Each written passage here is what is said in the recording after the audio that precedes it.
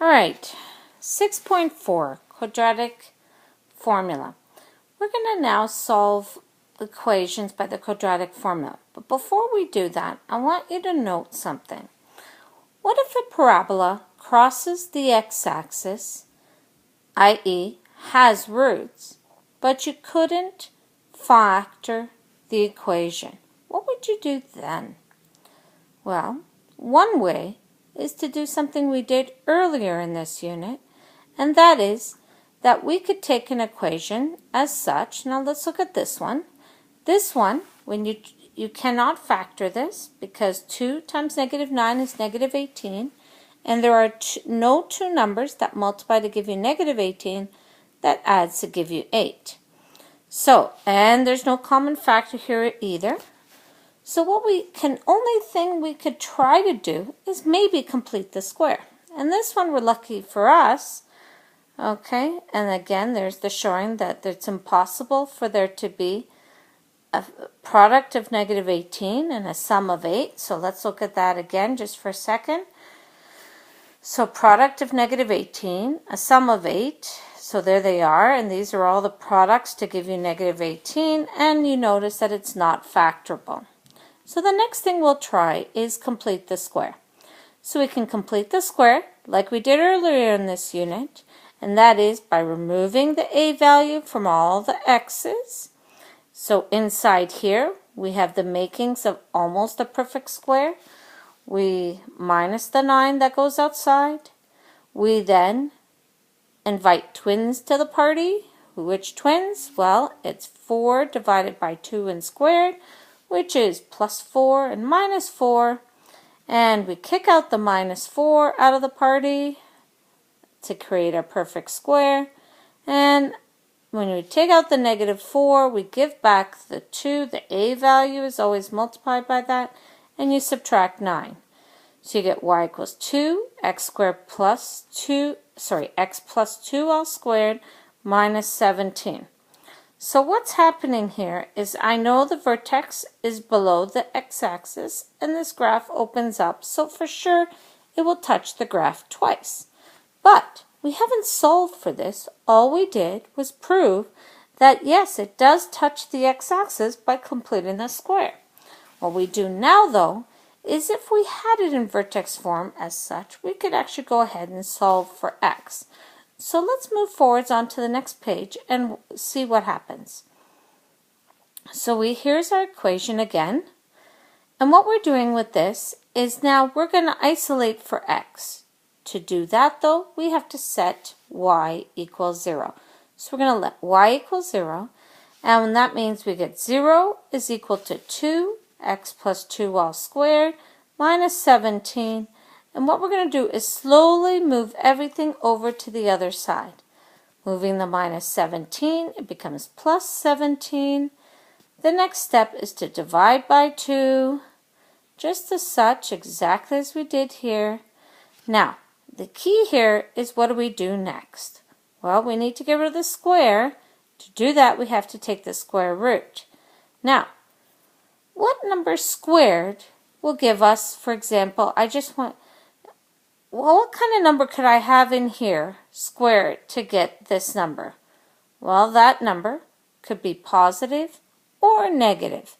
Because remember, once you square positive or negative, the result will always be positive. So what kind of number could be in here? Well, that could be a positive or a negative. So we write it just like this. We take the square root of 17 over 2, and we put plus or minus. And you can just leave it like this, folks. Some of your calculators will simplify it further, but at this point in time, this is good enough what we need. And when we do that, we get plus or minus root 17 over 2 is equal to x plus 2. And now we got rid of the square, so the last thing we're going to move over is the plus 2 becomes minus 2, plus or minus the square root of 17 over 2. When we do that, you now are going to split this into 2 parts. We're going to add, so we're going to take negative 2 and add the square root of 17 over 2, and that will give us 0.9155. And then we're also going to take negative 2 and minus the square root of 17 over 2, and that will give us negative 4.9155. So what we have here, folks, is we're going to have values here that when we add or subtract, so we have to split it into two parts. When we do that, you have to show which part you're doing first. Now, you cannot sit here and do all of these steps. If you look at the last question, so the last question, this question, how we started it, we started off with this example. Well, we have 1, 2, 3, 4, and let's go on the next page. That is 5, 6, 7, 8, 9, 10, 11, 12. It took us 12 lines to solve a problem. That's a lot of lines to be able to find the roots. There must be a faster way, and there is. The roots, zeros, x-intercepts, solutions of a quadratic function can still be determined by using the quadratic formula. You do not need to be able to complete the square, and sometimes it's not a nice number to complete the square with. We can actually use the quadratic formula. So now we're going to practice this quadratic formula. Are you ready? X equals negative b plus or minus square root b squared minus 4ac all over 2a. Let's do that again. X equals negative b plus or minus square root b squared minus 4ac all over 2a. One more time. X equals negative b plus or minus square root b squared minus 4ac all over 2a. X equals negative b plus or minus square root b squared minus 4ac all over 2a.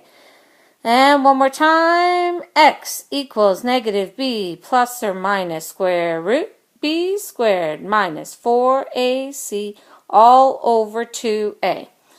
The goal is, folks, is to be able to repeat this formula enough times that it becomes natural for you to write it out. This formula represents the x-coordinate of the vertex. Sorry. No, this is not true. This formula has part of the x-coordinate of the vertex. The x-coordinate of the vertex is going to be negative b over 2a.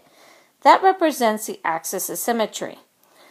What we're going to find out is how this formula will help us determine the number of roots there are in a function. But before we do that, let's look at an example. Or as we do that, let's look at examples. It's best that we look at examples to be able to understand how the quadratic formula can help us. Okay? Now, this is going to be important. We're going to have a bunch of examples. We're actually going to jump to the next screen for a second, and we're going to come back to this screen. So we're going to actually jump to the next screen, and we're going to talk about what this screen talks about right here. So, the discriminant is found under the square root sign. That's called b squared minus 4ac. That's actually found under the root sign. The discriminant kind of looks like the word discriminate, in the sense it discriminates and tells us how many zeros the parabola is going to have, how many times it touches the parabola.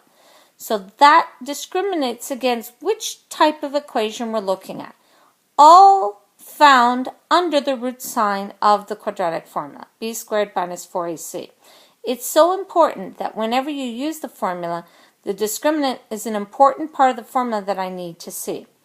So, the discriminant, when b squared minus 4ac is greater than 0, our graph will always touch the x-axis twice. So it will actually touch the x-axis twice. If it equals 0, the graph will touch the x-axis once. And finally, if it's less than 0, the graph never touches the x-axis. So, noting this, what does that mean about our x-intercepts and our zeros and our roots? Let's look at some of these diagrams so that I can explain it in a better way. So, if a graph touches the axis twice, means that our vertex is in such a place where our parabola will touch the x-axis twice. It will have two x-intercepts, 2 roots, 2 zeros, 2 solutions. That's right, 2, folks. If the discriminant is equal to 0, the graph touches the x-axis once, as such, so that the vertex is located on the x-axis. That's right, only the vertex is located on the x-axis. And because of that, you will only have one solution, one root, one x-intercept, 1 0. Only one, folks. And finally, if the discriminant is negative, think about it. If I put a negative number for the discriminant underneath the square root sign, it's impossible to evaluate. And because of that, we actually have no real roots. So no x-intercepts, no roots, no zeros, no solutions, because these graphs don't even touch the x-axis ever along its journey. All right, so back to the examples so we can look at how to solve those examples. Ready? Here we go. Looking at the examples. First example, x squared minus 2x minus 4 equals 0. All right, so we could try to factor two numbers multiplied to give us negative 4 and add to give us negative 2. We can't, so we have to use the quadratic formula. Some of you might be saying, let's complete the square. Folks, you don't want to take 12 lines to solve a problem that doesn't need 12 lines. We want to get there faster. So, we're going to use the quadratic formula. X equals negative b plus or minus square root b squared minus 4ac all over 2a. And we're going to use the a value right here, which is found in front of the x squared, the b value, which is found next to the x, and the c value, which is found to the negative 4. Keeping in mind that a, b, and c comes from the standard form, and the standard form looks as such. Just to remind you of what it looks like, okay? So that you understand where each piece comes from. A, is found next to the x squared. All right, ax squared. B is found next to the x, and c is found as a constant. Just to keep that in mind. All right, knowing this, we plug it into the formula. Now, x equals, now it's negative b, but our b is already negative, so we change it to positive. So we put a plus there to indicate positive. We changed it to a positive, plus or minus negative 2 all squared minus 4 times a times c all over 2a. Now, next step, the discriminant must be shown. I need to see the discriminant before you give me any final answers.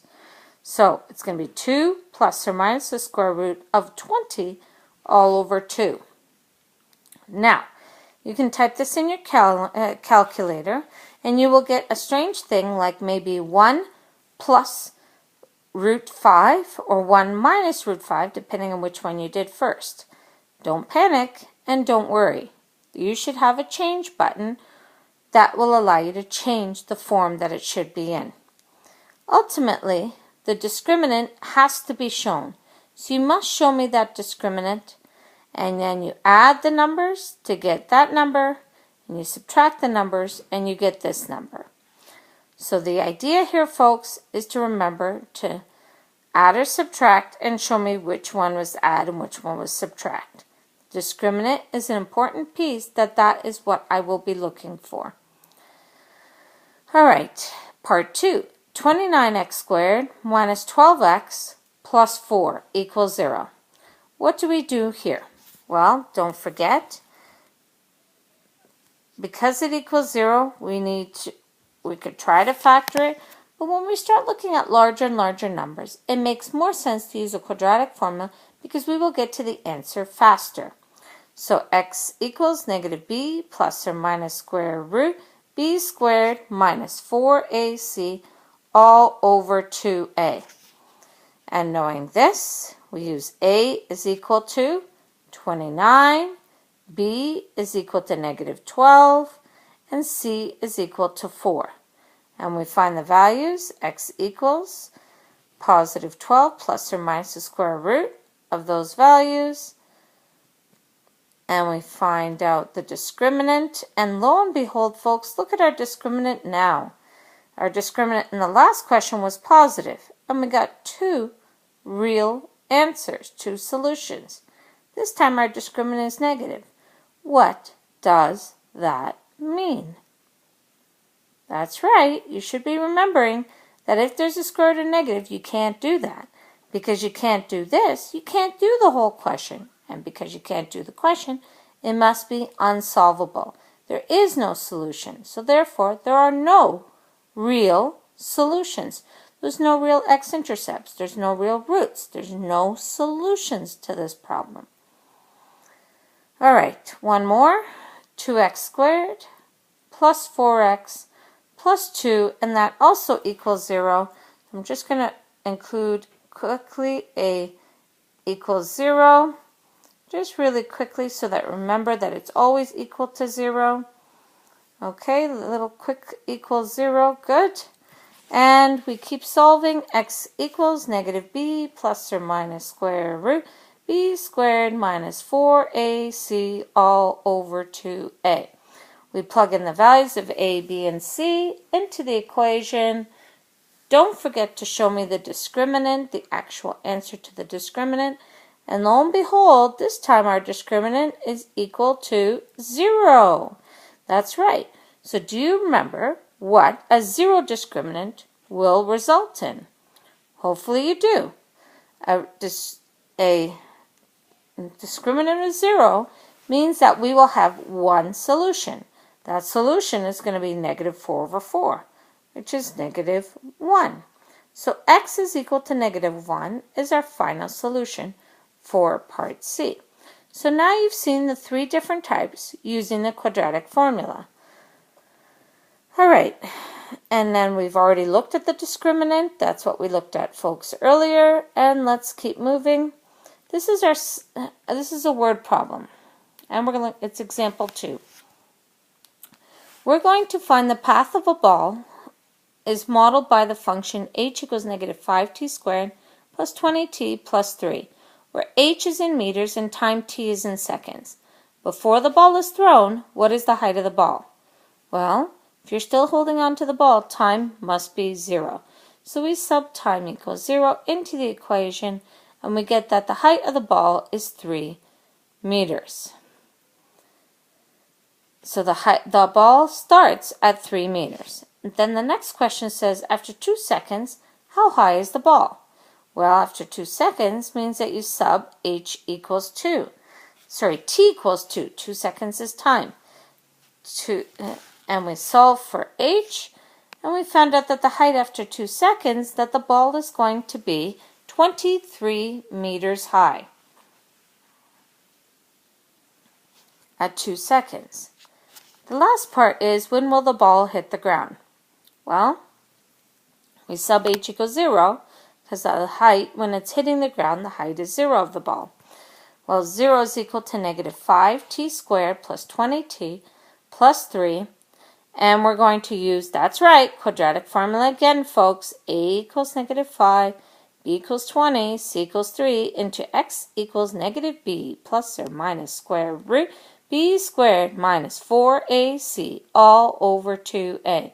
We plug it into the equation just as such. And what are we going to get when we plug it in? That's right, negative 20 plus or minus the square root of 460 all over negative 10. We add, we get a number. We subtract, we get another number. So when we add or subtract, now remember these are t values, not x, so I apologize for the x. It is t values, and we crossed out this value because the time cannot be negative. So you can't go backwards in time for when the ball hits the ground. So obviously forwards. So the ball will fall out to the ground just after 4.1448 seconds. Now, so you would write that as a therefore. The ball will hit the ground around 4.1448 seconds. If it doesn't ask you to round it, just round it to 4 decimal places, folks. All right, when will the ball reach a height of 18 meters? Well, we sub h equals 18, just like we did before in another question where the ball reaches a certain height. So when will the ball reach 18 meters? We plug in 18, move the 18 over, and we would, if we can, factor it, which is exactly what we're going to do here. It's very easy to factor. I wouldn't even use quadratic formula, but if you wanted to, you could, because again, it doesn't say how to solve this. So I found out that t is equal to 3, t is equal to 1.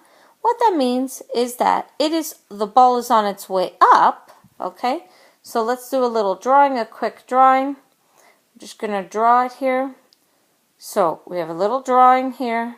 The ball obviously starts a little like this, and 18 meters, for example, on its way up, and it's on its way down.